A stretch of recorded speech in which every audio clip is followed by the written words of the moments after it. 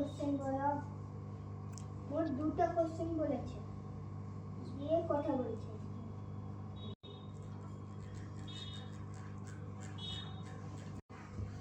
তোদেরকে আমাকে পিটতে ইচ্ছা করে। চুপ কর না।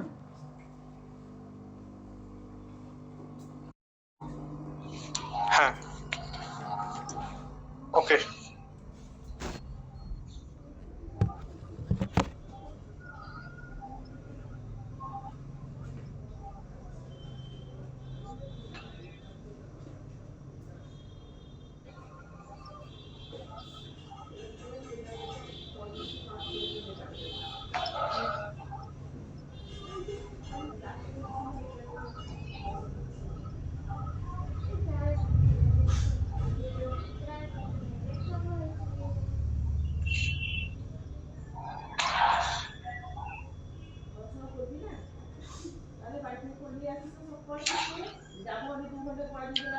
স্ক্রিন দেখা যাচ্ছে?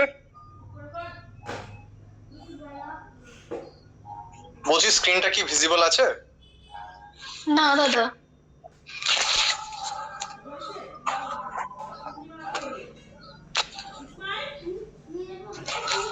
ঠিক আছে, দাঁড়াও।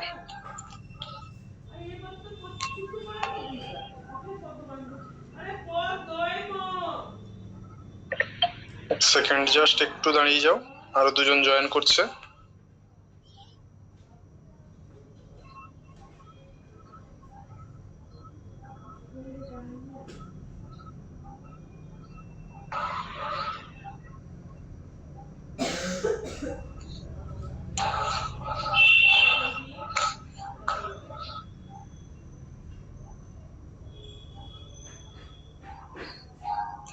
আশা করছি এখন দেখা যাচ্ছে।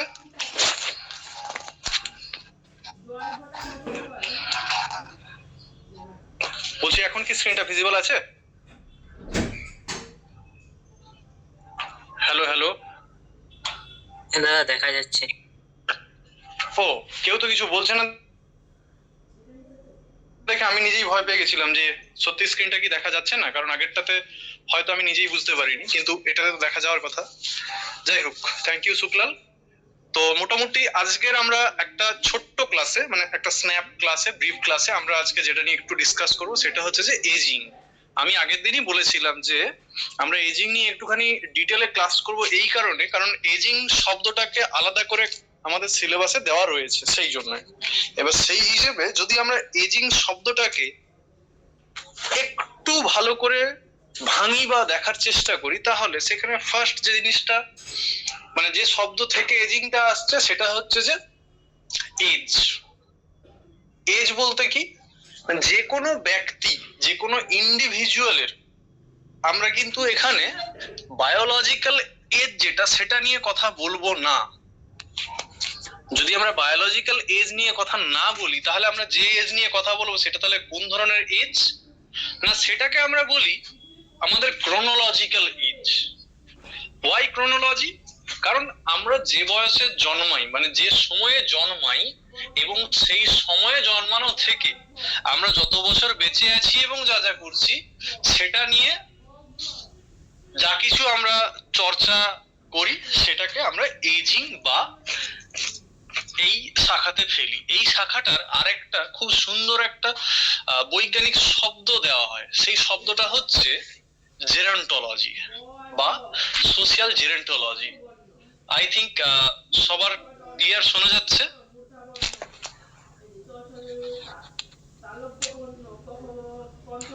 বলছি সবার ক্লিয়ার শোনা যাচ্ছে? হ্যাঁ দাদা শোনা যাচ্ছে। হ্যাঁ দাদা। ওকে ওকে ওকে ওকে, ঠিক আছে। দেন এবার আমরা চলে যাই সরাসরি স্লাইডে কি বলা আছে। ফার্স্ট হচ্ছে এজিং। এগেইন কেউ একটা জয়েন হতে চাইছে।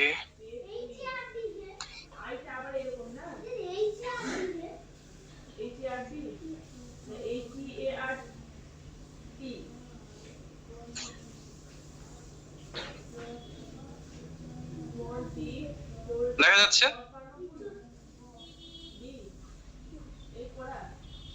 I think clear. হ্যাঁ দাদা ক্লিয়ার।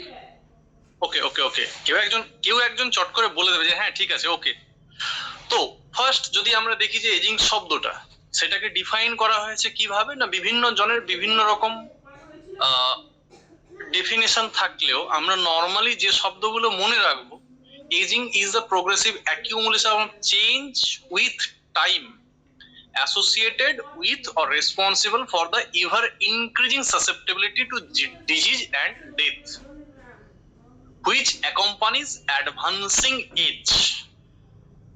বা বলা যেতে পারে আমরা যখন আমাদের বয়সের সাথে সাথে বিভিন্ন রকম ডিফর্মিটিস বা বিভিন্ন রকম ডিসএবিলিটিস এগুলোকে আমরা আমাদের সঙ্গে অ্যাসোসিয়েট করে ফেলি, এবং সেটার সঙ্গে আস্তে আস্তে আমরা প্রতিনিয়ত যেভাবে কোপ আপ করি, কোপ আপ বলতে যেভাবে আমরা তাদের এগেনস্টে নিজেদেরকে অ্যাডাপ্ট করানোর চেষ্টা করি, সেই প্রসেসটাকে একদিক থেকে বলা হচ্ছে কি ageing. These changes create a normal physiologic decline seen in the middle and late adulthood। আমরা আগের দিন মিডল এবং লেট অ্যাডাল্টহুড এজটাকে দেখেছিলাম, এজ সেটটাকে দেখেছিলাম, যেটা কিনা প্রথমটা ছিল, মিডলটা ছিল আপ টু 65, যেটা ইন্ডিয়ার ক্ষেত্রে 59, এবং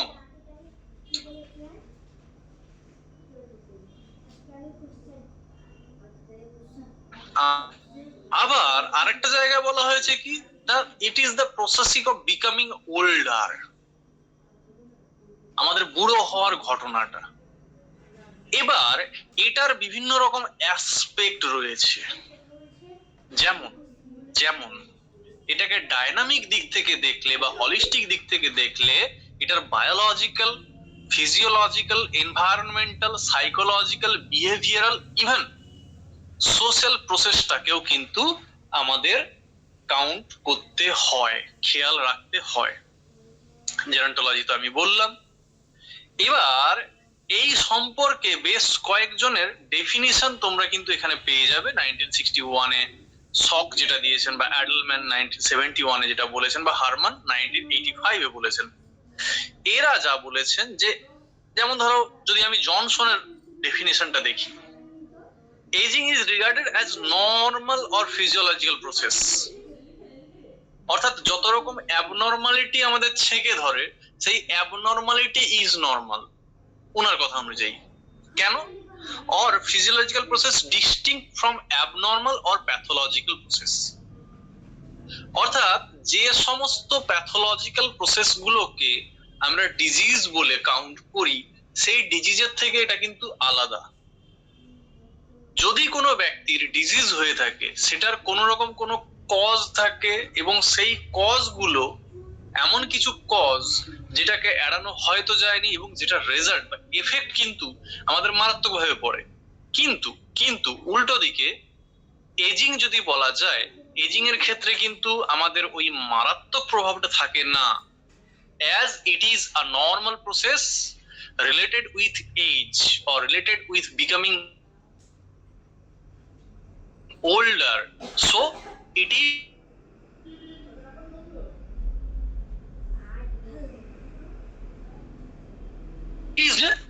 এজিং এর বেশ কিছু ভাগ রয়েছে, ক্লাসিফিকেশন। বাবারে এত চ্যাট কে পাঠাচ্ছে, কেন পাঠাচ্ছে, কি দরকার?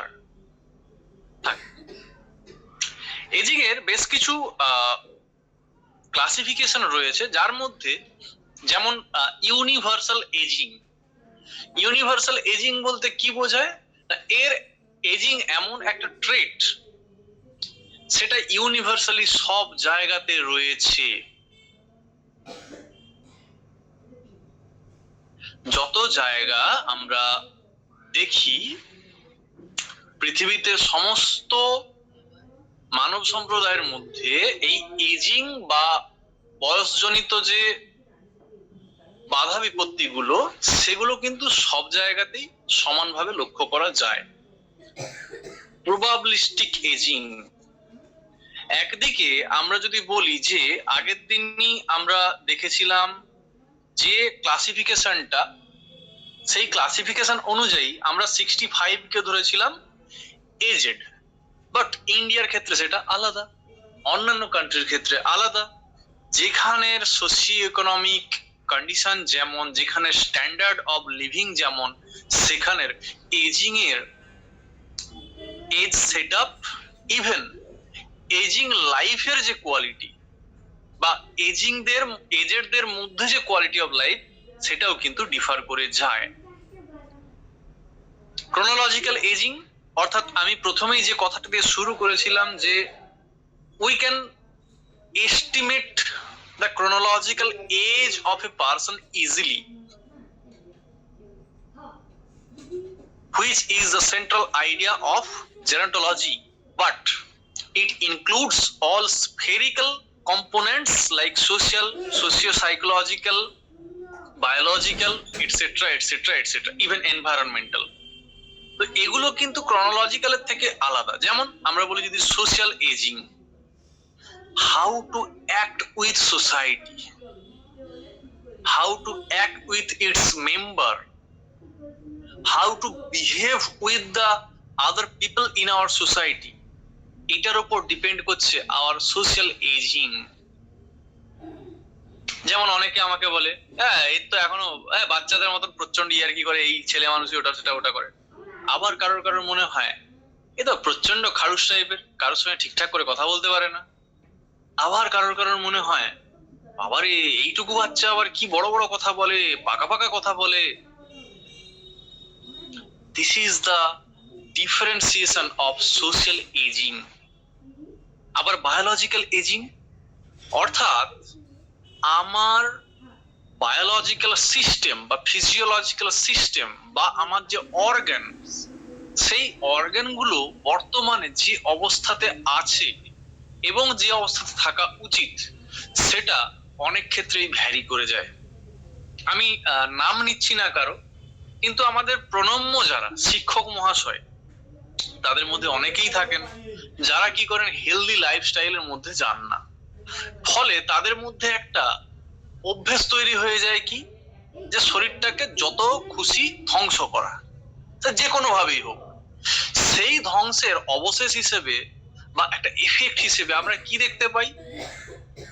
Various types of cardiovascular disease, various types of mental illness, as well as some other deformities related to the health concern that is not usually associated with that age set, but he or she suffers. Why? Because of his unhealthy lifestyle. সেই unhealthy লাইফস্টাইলের ফলে যদি আমাদের যে system বা অর্গানগুলো আমাদের স্বাভাবিক ফাংশনের থেকে কোনোভাবে অল্টার হয়ে যায়, তাহলে সেটাকে আমরা কি বলি? আমাদের বায়োলজিক্যাল এজ বেড়ে গেছে, rather than our chronological age. Proximal aging, age-based effect that comes about because factors in the recent past. আমরা হঠাৎ করে ভাবলাম যে একটু জ্বর হয়েছে, জ্বর থেকে উঠি। জ্বর থেকে ওঠার পরেই দেখবে অনেককেই বলতে শোনা যায়, ইস তোকে কি শুকনো শুকনো লাগছে, চোখ মুখগুলো বসে গেছে, বুড়োদের মতন চামড়া কুঁচকে গেছে। শীতকালে যত্ন নিচ্ছি না, বয়স্কদের মতন চামড়া ফেটে যাচ্ছে। This is the example of proximal ageing. আবার ডিজিটাল এজিং কি? That can be traced back to the cause in early in person's life. আমি অনেক দিন ধরে একটা কোনো কিছুতে ভুগে আসছি, ফলে কি হচ্ছে, অনেক দিন ভোগান্তির ফলে আমার শরীরে তার একটা ছাপ রয়ে যায়। আমি আবারও নাম নিচ্ছি না, অনেকের ক্ষেত্রে ছোট বয়সে, একদম ছোট্ট বয়সে, চাইল্ডহুড অবস্থাতে বা ইনফ্যান্সিতে যদি টাইফয়েড হয়ে যায়, তার প্রভাবে ওই বাচ্চাটি কিন্তু বড় হয়ে ফিজিক্যালি চ্যালেঞ্জড ইন্ডিভিজুয়ালে পরিণত হতে পারে। এবং আমার পরিচিত অন্ততপক্ষে চারজন আছে যারা কিনা ছোটবেলায় নর্মাল অবস্থায় জন্মগ্রহণ করার পরেও তার সেই ছোটবেলাকার একটা অসুখের যে চিহ্ন, সেটা সারা বছর সারা জীবন ধরে তাদেরকে বয়ে বেড়াতো। That is the digital ageing. এবারে আসছি এজিং এর বেশ কিছু ফিচার্স যেগুলো নিয়ে ডিসকাস করার দরকার পড়ে না। ফার্স্ট কি? চুল পেকে যাওয়া, চুল পড়ে যাওয়া, চোখের অনেকটা কি বলা যায় দৃষ্টিশক্তি কমে যাওয়া, কানের শ্রবণ শক্তি কমে যাওয়া, চামড়া কুঁচকে যাওয়া, চামড়া শুকিয়ে যাওয়া, তার পাশাপাশি আমাদের যে বিভিন্ন রকম শারীরিক সক্ষমতা সেটা কমে যাওয়া, শারীরিক নিয়ন্ত্রণ সেটা কমে যাওয়া। এর পাশাপাশি যেগুলোর চেঞ্জের সঙ্গে সঙ্গে এজিং এর চেঞ্জটা দেখা যায় সেটা হচ্ছে যে increased body fat, reduced muscle mass, aerobic capacity এবং বোন ডেনসিটি, এগুলোও চেঞ্জ হতে থাকে এজিং এর সাথে সাথে। এইবার হচ্ছে মাল্টি ফ্যাসেটেড নেচার অফ এজিং। কত কত জিনিসের সঙ্গে এজিংটা জড়িত, আমাদের কোন কোন জিনিসের সঙ্গে মূলত এজিংটা জড়িত। যদিও মনে করা হয় ageing is an overall or holistic process that is normal, that is physiological, but it can greatly affect our system at individual cost, that is musculoskeletal সিস্টেমের উপরে, এন্ডোক্রিন চেঞ্জের উপরে, রিপ্রোডাক্টিভ সিস্টেমের উপরে প্রচুর পরিমাণে প্রভাব ফেলে। কগনিটিভ চেঞ্জ হয়, অ্যালঝাইমার্স ডিজিজ, ডিমেনশিয়া, এগুলো তো থাকছেই। তার সঙ্গে কার্ডিওভাস্কুলার সিস্টেমেও কিন্তু চেঞ্জ আসে। স্কিন চেঞ্জ তো আগেও বলেছি। তো এজিং এর যদিও আমরা ডেফিনেশনের পাশাপাশি ক্লাসিফিকেশন দেখেছি, এজ সেট হিসেবে আমরা এজ সেটকে বিভিন্ন ভাগে ভাগ করতে পারি। যেমন এখানে একটা ভাগ আমি পেয়েছি এবং সেটা আমি দিয়ে রেখেছি যে 10 থেকে 19 হলে তাকে আমরা কি বলবো, তারপরে হলে পরপর 10 বছর ছাড়া ছাড়া প্রত্যেকটার ক্ষেত্রে কিন্তু আমরা একটা মানে সেনিয়ান দিয়ে একটা বা জেনারিয়ান দিয়ে একটা ভাগ রেখেছি, সেটা কিন্তু একটুখানি তোমরা দেখতে পারো। যদিও এগুলো খুব অড টাইপ, বাট আমাকে রাখতে হয়েছে এই কারণে, যদি বাই চান্স কখনো এই সমস্ত জায়গা থেকে একটা কিছু তুলে দেওয়া হয় তখন কিন্তু তোমাদের বিপদে ফেলতে পারে। এইবার আসছি changes that appear with age.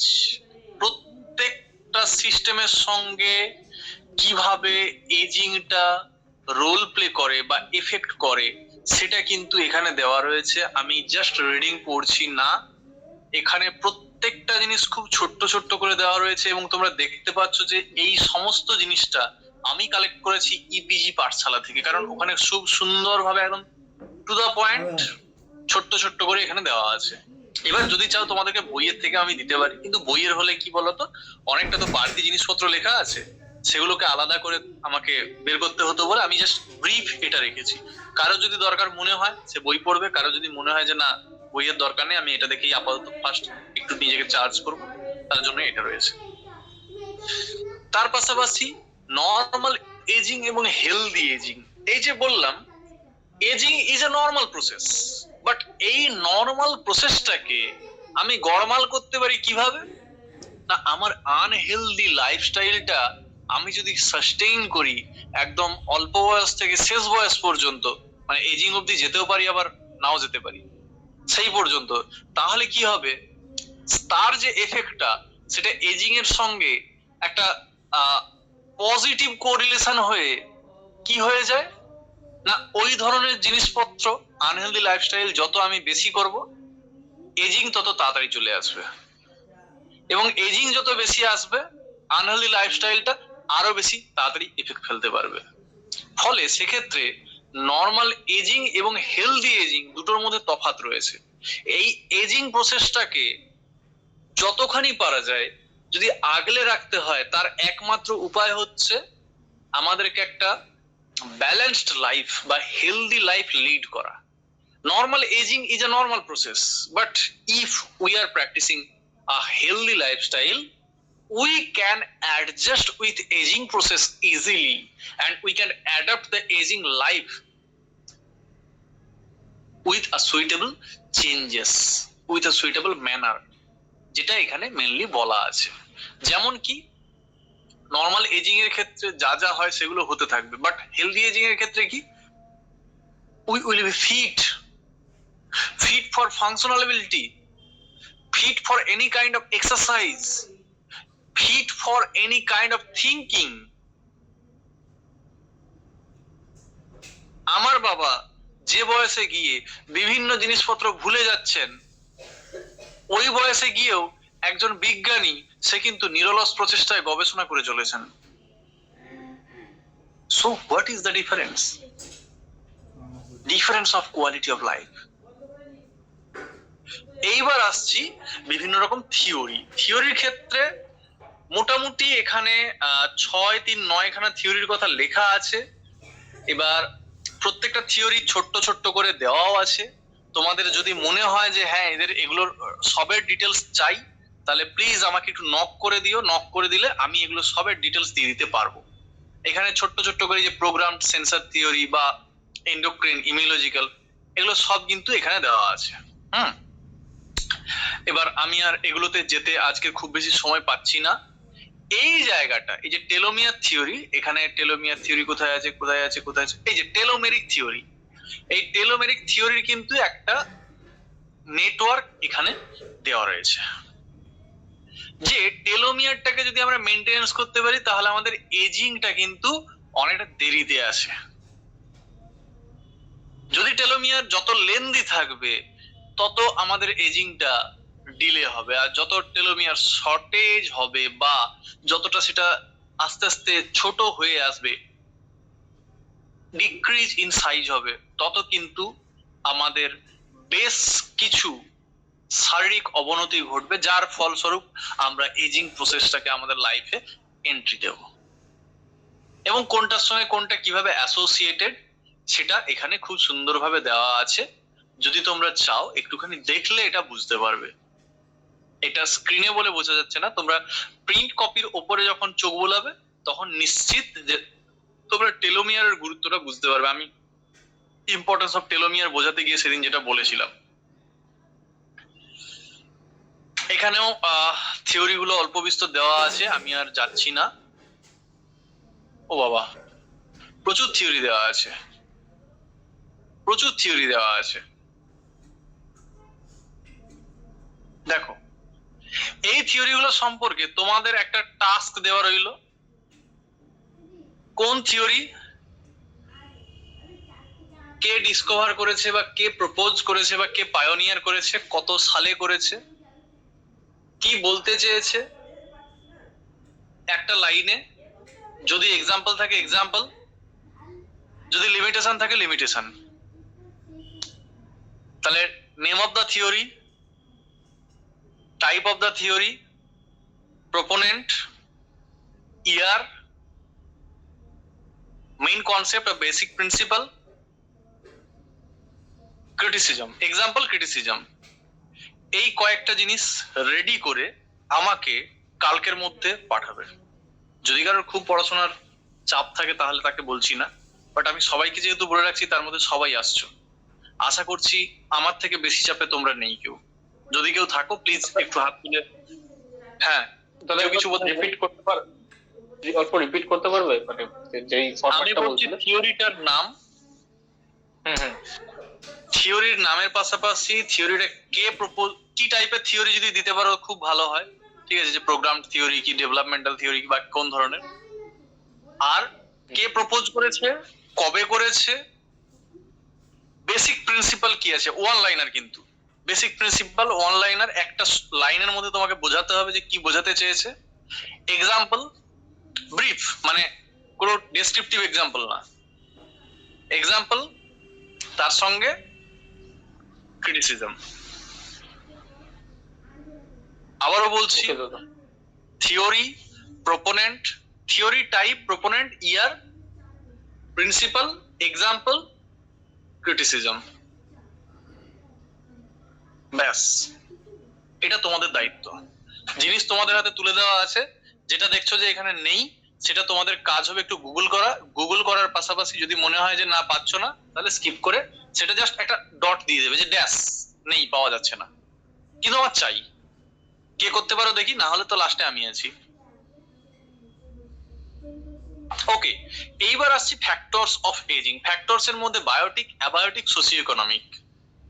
Biotique factor বলতে কি কি না, আমাদের যে ক্লাইমেট রয়েছে, physical element of our environment যেগুলো রয়েছে, ফিজিক্যাল এলিমেন্ট অর্থাৎ অ্যাবায়োটিক যেগুলো, এই অ্যাবায়োটিকটা এ এবং বায়োটিকের মধ্যে একটা স্পেস পড়ে গেছে, তোমরা কিছু মনে করো না, এটা অ্যাবায়োটিক হচ্ছে। হ্যাঁ, অ্যাবায়োটিক ফ্যাক্টর এবং বায়োটিক ফ্যাক্টর বলতে কি, যে আমাদের এনভায়রনমেন্টের মধ্যে যত রকম অর্গানিজম রয়েছে, সেটা একদম স্মলেস্ট থেকে লার্জেস্ট পর্যন্ত সকলের কি ইম্প্যাক্ট রয়েছে, এবং সোশিও ইকোনমিক ফ্যাক্টর, যেটা নিয়ে এতক্ষণ গালমন্দ করলাম যে আমাদের কোয়ালিটি অফ লাইফ আমাদেরকে কিভাবে হ্যাম্পার করে শেষ জীবনে এসে। এজিং হলে কি কি সমস্যা দেখা যায়? এক হচ্ছে ফিজিক্যাল চ্যালেঞ্জ, দুই হচ্ছে সাইকোলজিক্যাল চ্যালেঞ্জ, তিন হচ্ছে spiritual challenge, socio cultural challenge, environmental challenge. কি কিভাবে ফেলে? ফিজিক্যাল চ্যালেঞ্জের মধ্যে আমাদের তো প্রচুর কিছু ক্ষমতা কমে যায়, এবং সেই ক্ষমতা কমে যাওয়ার পাশাপাশি আমরা অনেক কিছু কাজ করতে পারি না, অনেক রোগ জ্বালা এসে যায়। সাইকোলজিক্যাল বলতে কি, আমরা অর্ধেক জিনিস মনে রাখতে পারি না, মনে রাখতে না পারার জন্য কি হয়, আমরা সবার কাছে বকাঝকা খাই। স্পিরিচুয়াল চ্যালেঞ্জ কি, যে আমরা অনেক কিছু জিনিসের ওপর বিশ্বাস যেমন করতে বসি, আবার অনেক কিছুর উপর বিশ্বাস হারিয়ে ফেলি, যেটা কিনা আমাদের ওই বয়সে এসে একটা সন্দেহ বাতিগ্রস্ত করে তোলে। সোশিও কালচারাল চ্যালেঞ্জ কি না, রিটায়ারমেন্টের সাথে সাথে আমাদের যে মেন্টাল এফেক্টটা হয়, সেটার এফেক্টটা আমরা যখন বিহেভিয়ারে এনে ফেলি, তখন কি হয়, আমাদের সবার সঙ্গে এই সোশ্যাল রিলেশনশিপটা একটু হলে হার্মফুল হয়। এনভায়রনমেন্টাল চ্যালেঞ্জ কি, এনভায়রনমেন্টাল চ্যালেঞ্জ হচ্ছে আমরা যে কোনো মুহূর্তে যেটাকে অ্যাডাপটিভ ক্যাপাসিটি হিসেবে অ্যাডাপ্ট করতে পারতাম, সেটা আমরা করতে পারি না। এবার হচ্ছে বিভিন্ন রকম বায়োলজিক্যাল সিস্টেম রয়েছে, যেটা আমাদের ফাংশনালিটিতে একটু হলেও বাধা দেয় এজেড অবস্থায় এসে, সেটা এখানে দেওয়া আছে। এবং সাইকোলজিক্যাল বিভিন্ন রকম ডোমেইন রয়েছে, যেগুলো কিনা এই এজিং এর সঙ্গে বিভিন্নভাবে জড়িত। দেখো, প্রত্যেকটা জিনিস কিন্তু আমাদের এজিং এর সাথে সাথে খুব ভালোভাবে কনসার্ন। কেন? কারণ আমাদের যে লার্নিং প্রসেস, সেটা আস্তে আস্তে কমে আসে, মেমোরি লস হয়, অ্যাওয়ারনেস কমে যায়, সিকিউরিটি কমে যায়, আমরা খুব ইনসিকিউর ফিল করি, আইসোলেশন মনে হয়, নিজেকে খুব একা একা লাগে, রোল ইরোশন, বোধহয় আমাকে আর কেউ ডাকছে না, ভাবছে না, খুঁজছে না, এই জিনিসটা আসে। ডিপেন্ডেন্সি ফিলিং, বোধহয় আমি কারণ নির্ভর হয়ে চলছি, আমি আর একা ঠিক বাঁচতে পারছি না, এগুলো কিন্তু চট করে চলে আসে। এইবার হচ্ছে ফ্যাক্টরস এফেক্টিং গ্রোথ। সেখানে যেমন বায়োটিক, অ্যাবায়োটিক, এনভায়রনমেন্টাল আমরা পেয়েছিলাম, তেমনি এখানে ইন্ট্রিনজিক, এক্সট্রিনজিক। ইন্ট্রিনজিক বলতে কি, আমাদের ভেতরকার যে প্রসেস, বডিলি প্রসেস বা ফিজিওলজিক্যাল প্রসেস, তার মধ্যে দুরকম প্রসেস আমাদের এজিংটাকে অন্যভাবে শেপ দেওয়ার চেষ্টা করে, এক জেনেটিক, দুই হরমোনাল। এই সেটআপ বা এই কনফিগারেশনটা অনেকটা বলে দেয় যে আমার এজিং কেমন হতে পারে। আর এক্সট্রিনজিক বলতে কি, নিউট্রিশন, আমাদের হেলথ কন্ডিশন, আমাদের psychological disturbance, rural urban composition তো থাকছেই, কারণ কি রুরালের ক্ষেত্রে একটা সময় এজিং আছে, আরবানের ক্ষেত্রে সোশিও কালচারাল কন্ডিশন এবং ইকোলজিক্যাল কন্ডিশন, সবগুলো কিন্তু এটা ফ্যাক্টরস এফেক্টিং গ্রোথ আছে, এটা কিন্তু হবে যে factors affecting ageing. Factors affecting ageing. আরেকটা হচ্ছে secular trend in growth. Specially Europe and আমেরিকাতে একটা স্টাডি হয় প্রায় 1 শতক ধরে, অর্থাৎ 100 বছর ধরে একটা স্টাডি করে দেখা যায় যে মানুষজন একটা সময় যে এভারেজ হাইট বা এভারেজ ওয়েট ছিল, সেটা আস্তে আস্তে ইনক্রিজ করছে, গ্র্যাজুয়াল একটা ইনক্রিজ দেখা যাচ্ছে এই জায়গায়, এবং যেটা কিনা অল ওভার অল রিজিয়নে দেখা যাচ্ছে, এবং অল এজ গ্রুপের ক্ষেত্রে কিন্তু এই অ্যাভারেজ ইনক্রিজটা দেখা যাচ্ছে। তাই এটাকে বলা হচ্ছে সেকুলার ট্রেন্ড। আবার আরেকটা স্পেশাল ফিচার্স দেখা যাচ্ছে কি, এজ অ্যাট মেনার্ক রিডিউস হচ্ছে। ইভেন আমাদের মধ্যে যেহেতু মেডিকেল সায়েন্স ডেভেলপ করছে, যেহেতু আমাদের বিভিন্ন রকম অ্যাডাপটিভ ক্যাপাবিলিটি আস্তে আস্তে বেড়েছে, সেই জায়গায় দেখা গেছে কি যে আস্তে আস্তে মানুষজনের মধ্যে এজিং যে চট করে যেটা চলে আসতো, সেই এজিং এর স্টার্টিং পয়েন্টটাও কিন্তু ধীরে ধীরে বেড়ে চলেছে। এটা ছিল সেকুলার ট্রেন্ডের মূল বক্তব্য। এবার আমি জানি না, I am not sure, but কয়েক দশক পর হয়তো এটাও দেখা যেতে পারে যে রিভার্স ট্রেন্ড বা অপোজিট টু সেকুলার ট্রেন্ড, যেটা আমরা অ্যাকচুয়ালি টলার এবং হেভিয়ারের ক্ষেত্রে দেখেছি, ঠিক সেই পাশাপাশি আমরা যেমন এজিংটাতে ডিলে এজিং দেখতে পেয়েছিলাম, সেটা কিন্তু আমরা ফাস্ট এজিং দেখতে পাবো। আই থিঙ্ক, এটা আমার গেস, বাকিটা তোমরা বলবে। এগুলো এখানে সেকুলার ট্রেন্ড সম্পর্কে ডিটেলে দেওয়া আছে, যার মনে হবে দরকার আছে তারা একটু দেখে নিও, ঠিক আছে? তো আমি আর খুব বেশি ডিটেলসে যেতে পারবো না। সেকুলার ট্রেন্ডের বেশ কিছু ভালো দিক রয়েছে, বেশ কিছু খারাপ দিক রয়েছে। যেমন ভালো দিক বলতে কি, নিউট্রিশন ইমপ্রুভ করেছে, স্যানিটেশন ইমপ্রুভ করেছে, কোয়ালিটি অফ লাইফ বেড়েছে, হেলথ সার্ভিস বেড়েছে, ইনফেকশাস ডিজিজ কমেছে এবং ফেভারেবল ইকোনমিক কন্ডিশন দেখা গেছে মানুষজনের মধ্যে।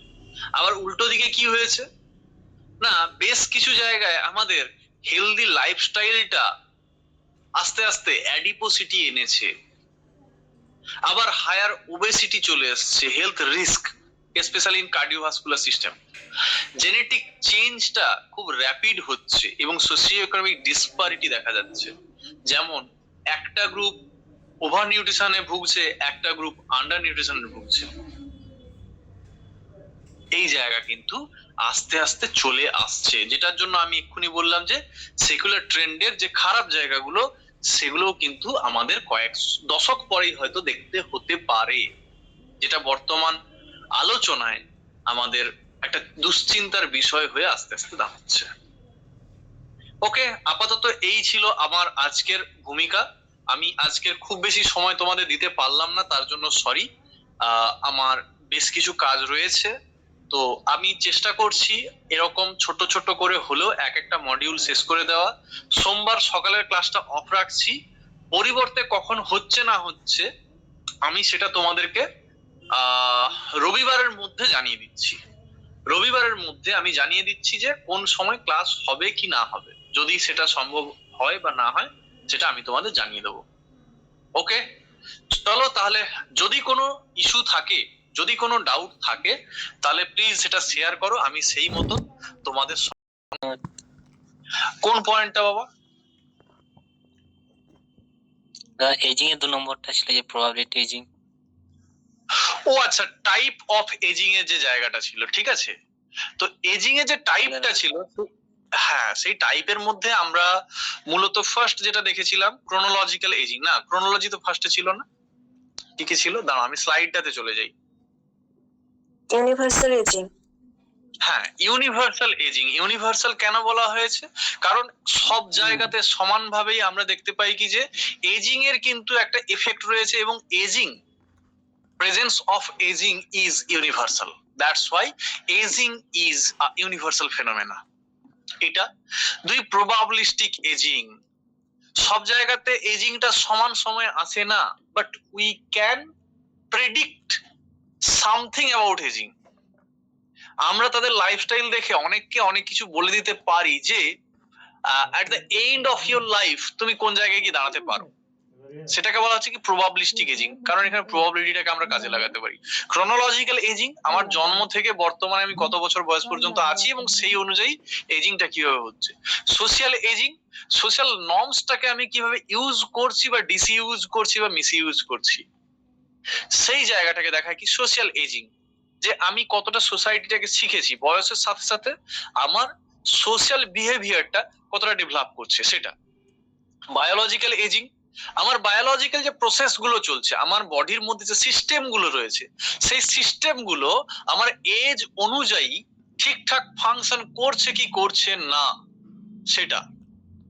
প্রক্সিমাল এজিং, যেটা হঠাৎ করে ধরো কোনো একটা শর্ট টার্ম ডিজিজের ক্ষেত্রে তার এফেক্ট হিসেবে যদি কোনো আমাদের ডিফর্মিটিস দেখা যায়, সেটাকে আমরা বলছি শর্ট টার্ম প্রক্সিমাল এজিং। আর ডিস্টাল বলতে কি, আমরা যখন কোনো একটি ডিজিজ বা কোনো একটি ডিফর্মিটিস তার এফেক্ট যখন লং লাইফ, একটা বহু বছর ধরে যখন আমরা সেটাকে বয়ে বেড়াই, হতে পারে সেটা সারা জীবন, সেটাকে আমরা বলছি কি ডিস্টাল এজিং। ক্লিয়ার হয়েছে শুক্লাল? হ্যাঁ দাদা ক্লিয়ার হয়েছে। ব্যাস ব্যাস, যদি কোনোটা নিয়ে প্রশ্ন থাকে তুমি পার্টিকুলার